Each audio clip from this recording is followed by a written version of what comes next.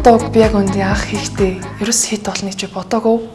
Тухайн үед яг надад амар хүчтэй мэдрэгдэжсэн мэдрэмжэл би ер нь дуу болгосон. Тэг яг энэ дууг яг зохиож би болгож байгаа хэвчээ яг Оросд оюутан энгийн нэг амьдралын хэмнэлтэйдэг хичээлдээ яваал гэртээ ирээл яг л юм энгийн тэгээд нэг юм дуу хөгж маячдаггүй хэрэгчлөөгүй мэдрэмж авдаг байсан. Тэгэл яг тэр үед надад амар юм мэдрэгчсэн мэдрэмжээр яг энэ дуугаа хийгээл яг тухайн үед хит болохгүй дээрөөсө бодоагүй зүгээр л яг би мэдрэмж мэдэрч байгаа энийгээ дуу болгох чи гэл хөргийж бодчихсан зүйл мань байсан. Тэгэл цацагтаал нэг ганц 2 сар болоод гинт айгу бүүн болчоор нь би бас баярлалаа штэ мэдээж хийсэн юм маань ингээ хүмүүст төрчээр тэгээд нөгөө талаасаас хүмүүсээс адилхан ер нь ингэж эрх чөлөө хүсдэг юм байна те яг миний мэдэрч байгааг бас айгу олон хүмүүсээс мэдэрч явдаг байсан юм байна.